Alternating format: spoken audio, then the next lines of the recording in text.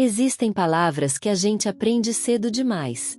Palavras que deveriam chegar só quando os cabelos já estão grisalhos, quando as mãos já tremem um pouco ao segurar a xícara de café. Mas não. Algumas palavras chegam antes, rompem a porta da infância como um vendaval, e a gente fica ali, pequeno demais para a roupa que nos vestiram de repente. Luto era uma dessas palavras. Minha mãe tinha mãos de fada. Não no sentido poético barato, daqueles que a gente lê em cartões de felicitações. Não. Ela tinha mãos que consertavam o impossível. Uma boneca sem braço voltava inteira. Um botão arrancado com violência ressurgia no lugar exato, como se nunca tivesse partido. Ela costurava o mundo de volta ao eixo toda vez que ele ameaçava desmoronar. E desmoronava sempre. Todo dia um pouco. A casa onde cresci ficava na esquina de uma rua que o Google Maps nunca soube nomear direito. Era pequena, com 3 quartos apertados e uma cozinha onde só cabia uma pessoa por vez. Meu pai dizia que era aconchegante. Minha mãe dizia que era o que podíamos ter. Eu dizia que era perfeita, porque a voz dela ecoava por todos os cômodos, mesmo quando ela estava em silêncio. Ela cantava enquanto lavava a louça. Músicas antigas, daquelas que minha avó cantava para ela quando era criança. Eu nunca soube as letras inteiras, apenas os pedaços que ela repetia. A vida é uma viagem sem mapa, meu filho, ela dizia às vezes, no meio da canção, como se a música e a filosofia fossem a mesma coisa. Talvez fossem. Meu pai trabalhava em uma fábrica do outro lado da cidade. Saía quando o sol ainda era uma promessa e voltava quando já era memória. Ele voltava cansado, com cheiro de óleo e metal, mas sempre encontrava energia para me jogar para cima, para ouvir sobre meu dia, para beijar a testa da minha mãe como se ela fosse a única coisa sagrada em um mundo profano. Éramos felizes daquele jeito torto que a felicidade costuma ser na vida real. Não era um comercial de margarina. Era conta atrasada, discussão sobre dinheiro, cansaço que doía nos ossos. Mas também era risada na mesa do jantar, era minha mãe dançando descalça na sala, era meu pai tentando ajudar com o dever de casa e errando mais do que eu. Foi em uma terça-feira que tudo mudou. As tragédias não escolhem dias especiais. Elas chegam em terças-feiras comuns, em manhãs de céu cinza, quando você está tomando café e reclamando que o leite está muito quente. Minha mãe começou a esquecer coisas. Pequenas coisas primeiro. Onde tinha colocado a chave. O nome da vizinha com quem conversava há 15 anos. Que dia era?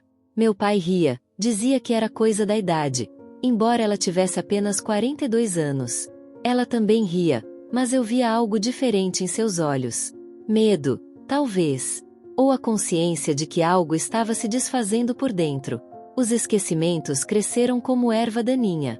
Logo ela esquecia compromissos, conversas inteiras, o caminho de volta do mercado. Um dia me chamou pelo nome do meu pai. Outro dia não se lembrava de ter feito o almoço que estava na panela. Paramos de rir. Os médicos falaram palavras complicadas. Degenerativa. Precoce. Irreversível. Palavras que caíam como pedras no estômago.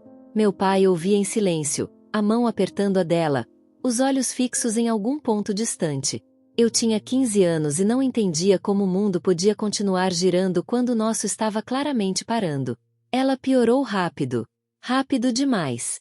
Em 6 meses, já não nos reconhecia todos os dias. Em 1 ano, já não falava frases completas. Em 2 anos, já não era mais ela. Era um corpo que respirava, que comia quando alimentavam, que olhava para o vazio com olhos que um dia brilharam de inteligência. Meu pai se tornou sombra. Trabalhava menos, cuidava mais, dormia pouco, envelhecia rápido. Eu ajudava como podia, mas tinha 17 anos e não sabia como cuidar de uma mãe que não me reconhecia. Como você segura a mão de quem te gerou e vê apenas confusão em seu olhar? Ela morreu em uma manhã de domingo. O céu estava azul, pássaros cantavam lá fora. O mundo insistia em ser bonito enquanto o meu desabava. Meu pai a encontrou parada, serena, como se finalmente tivesse encontrado a paz que a doença lhe negara. Ele não chorou na hora. Ficou ali, segurando a mão dela, em silêncio absoluto. Por quanto tempo eu não sei dizer. Eu chorei. Chorei como nunca tinha chorado. Não apenas pela perda, mas por tudo que a doença já tinha roubado antes. Pelos anos em que ela esteve presente mas ausente. Pelas conversas que nunca mais tivemos. Pelos conselhos que ela não pôde dar. Por todas as vezes que eu quis minha mãe e encontrei apenas um corpo vazio. O velório foi uma sucessão de abraços de estranhos, de frases feitas, de ela estar em um lugar melhor agora. Eu queria gritar que o lugar melhor era aqui, conosco, inteira, lúcida, viva, mas apenas agradeci educadamente, como me ensinaram. Depois do enterro, a casa ficou em um silêncio pesado. Meu pai se trancou no quarto. Eu sentei na cozinha, no lugar onde ela costumava sentar, e tentei lembrar da última vez que conversamos de verdade.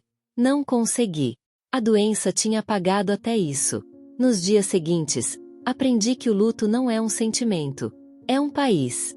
Um país estrangeiro onde você acorda sem saber as regras, sem entender a língua, sem mapa para voltar para casa. Você tropeça em tudo. Uma canção no rádio. O cheiro do perfume dela que ainda impregna o ar. Uma receita que só ela sabia fazer. Meu pai tentava ser forte, mas eu ouvia chorar no banho, quando achava que a água disfarçava o som. Tentávamos jantar juntos, mas a cadeira vazia dela gritava mais alto que qualquer conversa. Desistimos. Cada um passou a comer no seu canto, no seu horário, com sua própria dor. Eu voltei para a escola, mas era como estar debaixo d'água.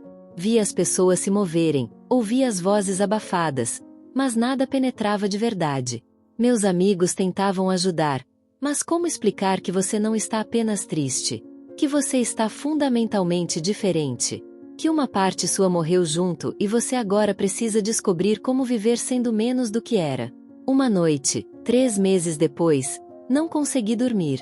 Fui até a cozinha e encontrei meu pai sentado no escuro, uma garrafa de cerveja pela metade na mão. Ele não bebia. Ou não bebia antes.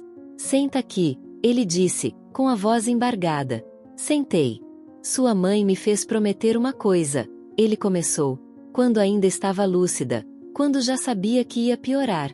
Ela me fez prometer que eu não ia te deixar definhar, que não ia deixar a tristeza te engolir. Fiquei em silêncio. Ela disse que a pior parte de morrer não era deixar a vida. Era deixar você. Que você ainda era muito novo, que tinha tanta coisa pela frente. Que ela queria estar aqui para ver tudo, mas já sabia que não ia poder. Ele limpou os olhos com as costas da mão. Ela me fez jurar que eu ia fazer você entender que a vida continua. Que tem que continuar. Que é isso que os mortos querem dos vivos. Não que a gente morra junto. Que a gente viva em dobro. Foi a primeira vez que chorei com meu pai. Ali, na cozinha escura, abraçados de um jeito desajeitado, choramos juntos todo o choro que tínhamos guardado. E de alguma forma, naquele abraço, começamos a nos encontrar de novo. Os meses seguintes foram de reconstrução lenta. Não de volta ao que éramos, isso era impossível. Mas em direção a algo novo. Algo diferente. Aprendemos a cozinhar juntos, mal e porcamente. Aprendemos a lavar roupas sem misturar as cores. Aprendemos a conversar de novo, sobre coisas pequenas primeiro, depois sobre coisas maiores. Meu pai voltou a trabalhar em tempo integral. Eu terminei o ensino médio. A vida insistia em seguir, e a gente insistia em segui-la, mesmo sem jeito, mesmo tropeçando. Entrei na faculdade. Psicologia. Todo mundo achava que era por causa da minha mãe, e talvez fosse mesmo. Talvez eu quisesse entender o que aconteceu com ela. Ou talvez quisesse ajudar outras pessoas a não se sentirem tão perdidas quanto eu me senti. Na faculdade, conheci pessoas que também carregavam perdas. Descobri que o mundo está cheio de gente tentando aprender a respirar de novo. Gente que perdeu pais, irmãos, filhos, amigos. Gente que acorda todo dia e escolhe continuar, mesmo quando continuar parece impossível. Conheci Ana no 2º ano. Ela tinha perdido o irmão em um acidente. Conversamos por horas sobre como é estranho o mundo continuar girando quando alguém importante some. Como é irritante ver pessoas rindo, vivendo, enquanto você está preso em um luto que parece não ter fim. Nos apaixonamos devagar. Do jeito que pessoas machucadas se apaixonam, com cuidado, com medo, mas também com uma intensidade que só quem conheceu a perda consegue ter. Sabíamos que nada é garantido. Que as pessoas vão embora. Que a vida é frágil e curta e injusta. E mesmo assim, Ou talvez por causa disso, decidimos tentar. Meu pai gostou dela. Disse que minha mãe teria gostado também. Foi a primeira vez que ele falou dela no futuro do pretérito sem chorar. Passamos a visitá-lo todo fim de semana. Levávamos comida, jogávamos cartas, assistíamos a filmes ruins na televisão. Ele parecia mais leve. Ainda triste, sempre triste, mas não mais esmagado. Você está diferente, Ana me disse uma noite, enquanto dirigíamos de volta da casa dele. Diferente como? Menos ausente. Mais aqui. Ela tinha razão. Eu estava aprendendo. Aprendendo que carregar a perda não significa ser definido por ela. Que é possível ter cicatrizes e ainda assim ter pele saudável ao redor. Que dá para lembrar sem afundar. Me formei. Comecei a trabalhar em uma clínica. Atendia principalmente adolescentes, muitos lidando com perdas, com depressão, com essa sensação de estar deslocado do mundo. Eu entendia. Eu tinha sido eles. Um dia, um garoto de 16 anos sentou na minha frente e disse que tinha perdido a mãe. Câncer. Rápido. 6 meses do diagnóstico à morte. Ele dizia que não conseguia respirar direito desde então. Eu sei, eu disse. Como você sabe? Contei a ele sobre minha mãe. Não em detalhes clínicos, mas na verdade emocional. Sobre como o mundo fica pesado. Sobre como parece que nunca vai melhorar. Sobre como, aos poucos, imperceptivelmente, melhora. Não melhora de verdade, eu expliquei. Você não volta a ser quem era. Mas você se torna alguém novo. Alguém que carrega isso, mas que também carrega outras coisas. Coisas boas. Novas. Ele me olhou com uma mistura de esperança e descrença. Quanto tempo demora? Não sei. Para mim, ainda está demorando. Faz 8 anos e ainda tem dias difíceis. Mas também tem dias bons. E os dias bons vão ficando mais frequentes. Vi lágrimas nos olhos dele. Eu só queria que ela voltasse. Eu sei. Eu também queria. Trabalhamos juntos por meses. Vi ele ir de uma dor bruta, paralisante, para uma dor mais suave, mais integrada. Não curada, mas administrada. Ele começou a sorrir de novo. Começou a fazer planos de novo. Começou a respirar de novo. Ana e eu casamos em uma cerimônia pequena. Meu pai chorou, mas dessa vez eram lágrimas mistas. Tristeza porque minha mãe não estava ali, mas também alegria porque eu estava feliz. É possível chorar e sorrir ao mesmo tempo. Ninguém te ensina isso, mas é. Na noite do casamento, fui até o túmulo dela. Levei uma flor, sentei na grama úmida, e conversei com a pedra fria. Oi, mãe. Eu casei hoje. Você ia gostar dela. Ela é teimosa, igual a você. E me faz rir nos piores momentos, também igual a você. O vento balançou as árvores. Eu ainda sinto sua falta. Todo dia. Mas estou aprendendo a viver com isso. O pai também. A gente está bem. Não do jeito que seria se você estivesse aqui, mas bem do nosso jeito torto. Fiquei ali por 1 hora, falando sozinho, ou talvez não tão sozinho. Havia um conforto em dizer as palavras em voz alta, em dividir minhas vitórias com ela, mesmo que ela não pudesse responder. Ana ficou grávida 2 anos depois. Quando descobrimos, minha primeira reação foi pânico. E se eu fosse um pai ruim? E se eu não soubesse ensinar as coisas certas? E se eu perdesse alguém de novo? Você vai ser um pai maravilhoso, Ana disse, segurando meu rosto entre as mãos. Você aprendeu com a melhor. Ela estava certa. Minha mãe me ensinou tanto nas 3 décadas que viveu quanto nos anos de ausência. Me ensinou que a vida é frágil, que as pessoas vão embora, que nada é garantido. Mas também me ensinou que, exatamente por isso, cada momento importa.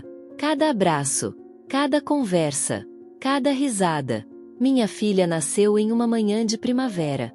Quando a segurei pela primeira vez, senti algo se reorganizar dentro de mim. Era como se todas as peças quebradas encontrassem um novo lugar. Não o lugar original, mas um novo arranjo que também fazia sentido. Como vamos chamá-la? Ana perguntou, exausta mas radiante. Eu já sabia. Helena. Como minha mãe. Ana sorriu e assentiu. Meu pai veio conhecer a neta no dia seguinte. Ele a segurou com uma delicadeza reverente, como se ela fosse feita de cristal. E chorou. Chorou copiosamente, sem vergonha, sem se esconder. Ela se parece com ela, ele disse, a voz embargada. Nos olhos. Ela tem os mesmos olhos. E tinha. Helena tinha os olhos da avó que nunca conheceria. Tinha o jeito dela de olhar o mundo, com curiosidade e doçura. Tinha até, alguns anos depois, o jeito dela de cantarolar enquanto brincava. Criei Helena contando histórias sobre a avó. Sobre como ela consertava o impossível. Sobre como ela cantava na cozinha. Sobre como ela amava profundamente, incondicionalmente, do jeito que só mães sabem amar. Vovó Helena está no céu? Ela me perguntou aos 5 anos, com aquela seriedade que crianças têm quando fazem perguntas importantes. Vovó Helena está em muitos lugares, eu respondi. Está no céu, se existe céu. Está aqui, no nosso coração. Está em você, porque você tem os olhos dela. Está em mim, em tudo que ela me ensinou. Está no jeito que vovô sorri quando você o abraça. Está em todo lugar onde o amor dela tocou. Eu queria ter conhecido ela. Eu também queria, meu amor. Mas de certa forma, você conhece. Toda vez que eu te conto uma história dela, você a conhece um pouquinho. Helena cresceu ouvindo essas histórias. Cresceu sabendo que tinha uma avó que a amava de longe, de um lugar além do alcance. E de alguma forma, isso a tornou mais amorosa, mais consciente de que as pessoas são passageiras e preciosas. Meu pai viveu para ver Helena completar 12 anos. Ele morreu dormindo, tranquilo, sem dor. Encontraram um bilhete ao lado da cama. Fui encontrar Helena. Cuidem um do outro. Enterramos ele ao lado dela. Finalmente juntos de novo. No funeral, não chorei tanto quanto imaginei que choraria. Havia tristeza, sim, mas também um tipo de paz. Ele sofreu tanto. Carregou tanto. Agora podia descansar. Helena chorou muito. Era a primeira perda dela, e eu a segurei como meu pai me segurou, sabendo que não havia palavras certas, apenas presença. Vai ficar tudo bem, eu disse, sabendo que era mentira e verdade ao mesmo tempo. Continuamos. É isso que fazemos. Continuamos. Ana, Helena e eu. E agora mais tarde, com a chegada de Pedro, nosso segundo filho. A família crescendo. A vida insistindo em acontecer. Eu ainda vou ao cemitério às vezes. Não com a frequência de antes. Mas vou. Levo flores, sento na grama, converso com as pedras frias. Conto novidades. Falo sobre Helena, sobre Pedro, sobre Ana. Falo sobre meu trabalho, sobre os pacientes que consigo ajudar. Eu ainda não sei se fiz tudo certo, mãe, eu disse na última vez que fui. Ainda me sinto perdido às vezes. Ainda acordo alguns dias e sinto que não consigo respirar direito. Mas estou tentando. Estou tentando viver como você queria. Em dobro. O vento balançou as árvores, e escolhi acreditar que era uma resposta. A vida não voltou ao normal porque nunca houve um normal para onde voltar. A vida é isso. Perda e reconstrução. Dor e alegria.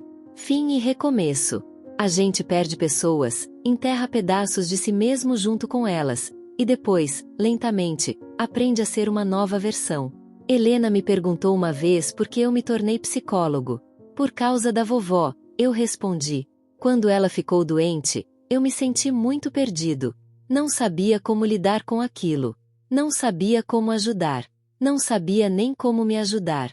E depois que ela morreu, fiquei ainda mais perdido. E aí? Aí eu aprendi. Aos poucos. Dolorosamente. E percebi que muita gente fica perdida assim. Percebi que talvez eu pudesse ajudar. Não a não ficarem perdidos, porque isso é impossível. Mas a encontrarem o caminho de volta. Você encontrou? Encontrei um caminho. Não sei se é o de volta, porque não dá para voltar. Mas encontrei um caminho para frente. E está tudo bem também. Hoje, olho para minha vida e vejo as marcas. As cicatrizes. Os lugares onde as perdas deixaram buracos. Mas também vejo o crescimento ao redor desses buracos. Vejo como me tornei mais compassivo. Mais presente.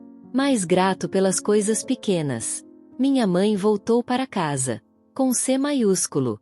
Para onde quer que a gente vá quando acaba. Para o descanso, para o nada, para o tudo. E eu fiquei aqui, aprendendo a respirar de novo. E continuo aprendendo. Todos os dias. Cada respiração ainda é um pouco consciente, um pouco trabalhosa. Mas eu respiro. Inspiro e expiro. E nessa respiração, carrego ela comigo. Carrego meu pai. Carrego todos que perdi e que ainda vou perder. Porque é isso que fazemos com os mortos. Não os deixamos para trás. Os carregamos. No peso do peito, na dificuldade da respiração, mas também na força que encontramos para continuar. Eles se tornam parte de nós, não como estavam em vida, mas como memória, como legado, como amor que transcende a presença física. Aprendi que luto não é algo que você supera. É algo que você integra. Vira parte de quem você é. Muda sua forma, mas não te destrói. Pelo menos não precisa destruir, se você deixar as pessoas certas te ajudarem a recolher os pedaços. Aprendi que está tudo bem não estar bem o tempo todo. Que alguns dias você vai acordar e a primeira coisa que vai sentir é a ausência. E que outros dias você vai passar o dia inteiro sem pensar nela e então vai se sentir culpado. Até perceber que viver não é trair os mortos. É honrá-los. Aprendi que o amor não morre. Ele só muda de forma. Deixa de ser abraços e conversas e vira lembranças e saudades e histórias contadas a uma neta que tem os mesmos olhos. O amor continua, metamorfoseado, mas vivo. E aprendi, acima de tudo, que a vida é uma sucessão de aprender a respirar. Você nasce e aprende pela primeira vez. Você cresce e aprende de novo, em cada mudança, em cada desafio. Você perde alguém e tem que aprender de novo, do zero, como se fosse a primeira vez. Minha mãe voltou para casa. E eu fiquei respirando. Mas respirar, descobri com o tempo, não é apenas um ato mecânico de puxar e soltar o ar. É um compromisso diário com a existência. É acordar e decidir que hoje você vai tentar. Mesmo quando tentar parece uma montanha intransponível. Helena tem 17 anos agora. A mesma idade que eu tinha quando minha mãe morreu. Às vezes olho para ela e vejo um filme se rebobinando. Vejo quem eu era, perdido e assustado, tentando fingir que estava bem quando estava despedaçado por dentro. Mas ela é diferente. Ela cresceu conhecendo a fragilidade das coisas. Cresceu sabendo que pessoas vão embora, mas que isso não torna o amor menos real. Ela quer estudar medicina, oncologia. Especificamente. Quando me contou, senti um aperto no peito. Por causa da vovó? Perguntei. Por causa de todo mundo que perde alguém assim. Ela respondeu. Quero estar do outro lado. Quero ser quem dá as notícias ruins, mas também quem luta para que elas não precisem ser dadas. Abracei minha filha e chorei. Não de tristeza, mas desse tipo estranho de choro que é orgulho misturado com saudade misturado com esperança. Minha mãe teria amado conhecê-la. Teria amado ver no que ela se tornou. Pedro tem 10 anos e é completamente diferente de Helena. Ele é barulhento onde ela é contemplativa. É impulsivo onde ela é cautelosa. Mas ele tem algo dela também. Algo que não sei nomear direito. Uma bondade fundamental. Uma capacidade de ver quando alguém está sofrendo e simplesmente sentar ao lado. Um dia o encontrei na cozinha, parado em frente à foto da minha mãe que mantemos na geladeira. Você está bem? Perguntei. Só olhando, ele disse, tentando imaginar como seria se ela estivesse aqui. Como você acha que seria? Ele pensou por um momento. Acho que seria mais cheio. A casa. O coração. Tudo. Tinha razão. As ausências ocupam espaço. Preenchem os cômodos com sua falta. Mas com o tempo, a gente aprende a mobiliar esses espaços vazios com outras coisas. Com novas memórias. Com novas pessoas. Não para substituir, porque não há substituição possível. Mas para habitar, para tornar a vida vivível de novo. Ana e eu tivemos que aprender isso juntos. O casamento é difícil. É ainda mais difícil quando duas pessoas carregam perdas grandes. Teve momentos em que quase não conseguimos. Momentos em que a dor de cada um era grande demais para caber no mesmo quarto. Momentos em que queríamos fugir, recomeçar, apagar tudo e tentar de novo. Mas não fugimos. Ficamos. Atravessamos. E do outro lado, encontramos algo mais sólido, menos idealizado, mais real. Um amor que conhece suas próprias limitações e escolhe existir mesmo assim. Você acha que sua mãe aprovaria? Ana me perguntou uma noite, depois de uma discussão particularmente difícil sobre dinheiro e prioridades e todas essas coisas práticas que corroem relacionamentos. Aprovar o quê? Nós. Essa bagunça toda que somos. Pensei na minha mãe. Nas discussões que ela tinha com meu pai. Nas contas atrasadas, nos sacrifícios, nas noites em que eles também brigavam. Acho que ela entenderia, respondi. Acho que ela saberia que isso é ser humano. Que amor não é perfeição. É persistência. Meu trabalho na clínica se expandiu. Agora coordeno um programa de apoio a famílias lidando com doenças terminais. Ajudo pessoas a terem as conversas difíceis. A fazerem as pazes com o inevitável. A aprenderem a dizer adeus enquanto ainda há tempo. É o trabalho mais duro que já fiz. Mais duro até que lidar com adolescentes em crise. Porque olho nos olhos de filhos que vão perder pais, de pais que vão perder filhos, e vejo a mim mesmo 20 anos atrás. Vejo o desespero, a negação, a raiva, a tentativa fútil de barganhar com um universo que não negocia. Mas também vejo o outro lado. Vejo famílias que conseguem se despedir, que dizem as palavras que precisam ser ditas, que têm tempo de fazer as pazes, de perdoar, de serem perdoadas. E percebo que, de uma forma cruel, tive sorte. Minha mãe não morreu de repente. Tive tempo. Mesmo que esse tempo tenha sido roubado pela doença, mesmo que ela não estivesse realmente presente, eu tive tempo de me preparar. Não que alguém se prepare de verdade, mas tive tempo de começar a aprender. Conheci um homem na clínica, Carlos, que estava perdendo a esposa. Câncer no pâncreas. 3 meses de diagnóstico até o fim. Ele estava devastado, obviamente, mas também tinha uma urgência que eu reconhecia.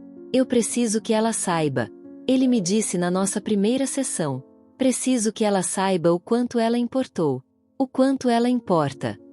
Ela sabe, eu disse. Como você tem certeza? Não tinha. Mas disse. Por que você está aqui? Porque está lutando para encontrar as palavras certas. Esse esforço, essa angústia, é amor. E amor desse tamanho não passa despercebido. Trabalhamos juntos para que ele pudesse ter as conversas que precisava ter, para que ele pudesse deixar as coisas certas ditas, as certas não ditas. Quando ela morreu, ele chorou nos meus braços, mas também disse que estava em paz, que tinha feito tudo o que podia. Eu não tive isso completamente. Minha mãe já estava longe quando percebi que precisava dizer certas coisas. Já estava presa em um corpo que não a reconhecia. Mas aprendi a dizer essas coisas mesmo assim. Para o ar, para o silêncio, para a possibilidade de que em algum lugar, de alguma forma, ela ouvia. Comecei a escrever. Não profissionalmente, apenas para mim. Textos sobre perda, sobre luto, sobre reconstrução. Sobre como é possível estar quebrado e inteiro ao mesmo tempo. Sobre como cicatrizes são marcas de batalhas vencidas, não de fraqueza. Publiquei alguns desses textos online. Não esperava nada, mas as pessoas começaram a responder. Centenas, depois milhares de pessoas compartilhando suas próprias histórias. Pessoas que perderam mães, pais, filhos, amigos. Pessoas que estavam aprendendo a respirar de novo, cada uma do seu jeito. Uma mulher me escreveu dizendo que meu texto sobre integrar o luto a salvou do suicídio, que ela estava prestes a desistir, mas que ler sobre alguém que tinha atravessado e sobrevivido lhe deu esperança. Chorei lendo aquela mensagem. Chorei pensando que, de alguma forma torta, a perda da minha mãe tinha se transformado em algo que podia ajudar outros. Helena leu meus textos. Não pedi para ela ler, mas ela encontrou. Veio até mim com lágrimas nos olhos. Eu não sabia que tinha sido tão difícil para você, ela disse. Foi. É alguns dias ainda é. Mas você parece tão junto. Parecer junto é uma habilidade que a gente aprende. Por dentro ainda tem dias em que estou nos pedaços. Mas aprendi a segurar os pedaços de um jeito que de fora parece inteiro. Ela me abraçou forte. Eu te amo, pai. E sei que a vovó também te ama. De onde quer que ela esteja. Essas palavras me sustentaram por semanas. O tempo tem um jeito estranho de suavizar as coisas. Não de apagar, mas de suavizar. Como água correndo sobre pedras afiadas, transformando-as em algo mais suave ao toque. Ainda dói, mas é uma dor diferente. Menos aguda, mais profunda. Uma dor que você aprende a carregar, que se torna parte da sua postura, da sua forma de andar pelo mundo. Às vezes me pego fazendo coisas que minha mãe fazia. Cantarolando as mesmas músicas enquanto lavo a louça. Usando as mesmas expressões que ela usava. Tendo os mesmos gestos. E percebo que ela não foi embora completamente. Que ela vive através de mim, através de Helena, através de todas as vidas que tocamos carregando um pouco dela. No mês passado, Helena e eu fomos ao cemitério juntos. Ela tinha uma prova importante chegando e disse que queria pedir a bênção da avó. Não questionei a lógica. Há coisas que transcendem lógica. Sentamos na grama, cada um perdido em seus próprios pensamentos. Depois de um tempo, Helena falou: "Você acha que ela está orgulhosa de mim?" Tenho certeza absoluta. Mas ela não me conhece. Não de verdade. Ela te conhece através de mim. Através de cada história que contei. Através do amor que sinto por você, que é o mesmo amor que ela sentia por mim. Amor assim não precisa de presença física. Ele se transmite, se multiplica, se expande. Helena ficou quieta, absorvendo isso. Então disse: "Quando eu tiver filhos, vou contar para eles sobre a bisavó Helena. Vou manter as histórias vivas." E assim a memória se perpetua. Através de gerações, através de histórias, através de olhos que carregam o mesmo formato, de gestos que ecoam através do tempo. Minha mãe morreu, mas não desapareceu. Ela se multiplicou, se espalhou, se eternizou nas vidas que tocou. Penso às vezes no que ela diria se pudesse me ver agora. Se aprovaria minhas escolhas, minha vida, quem me tornei. Gosto de acreditar que sim. Gosto de acreditar que ela veria Helena e Pedro e Ana e pensaria: ele conseguiu. Ele sobreviveu. Ele construiu algo bonito das ruínas. Porque é isso que fazemos, no fim. Construímos das ruínas. Pegamos os escombros da perda e construímos algo novo. Não tão grandioso quanto o que havia antes, talvez. Mas nosso. Autêntico. Real. Aprendi que a vida não é sobre evitar a dor. É sobre aprender a dançar com ela. A reconhecer quando ela chega, dar-lhe espaço. E então gentilmente mostrar-lhe a saída quando for hora. A dor vai e volta, em ondas. E cada vez você aprende um pouco mais sobre como surfá-la sem se afogar. Aprendi que não existe um jeito certo de fazer luto. Cada pessoa precisa encontrar seu próprio caminho através da floresta escura. Alguns correm, outros rastejam. Alguns gritam, outros silenciam. Todos são válidos. Todos levam ao outro lado, eventualmente. Aprendi que os mortos querem que vivamos. Que não há atributo maior que podemos dar a eles do que continuar, crescer, amar, criar. Que cada respiração que tomamos é uma prova de que o amor deles ainda nos sustenta. Minha mãe voltou para casa há 23 anos. 23 anos de aprender a respirar. De tropeçar e levantar. De quebrar e reconstruir. De perder e encontrar de novo. E eu ainda estou aqui. Respirando. Vivendo. Amando. Carregando ela comigo em cada passo. Porque amor não precisa de presença. Amor apenas precisa de memória, de intenção, de escolha diária de honrar quem nos fez quem somos. E eu escolho. Todo dia. Respiro e escolho. E nessa escolha, ela permanece viva.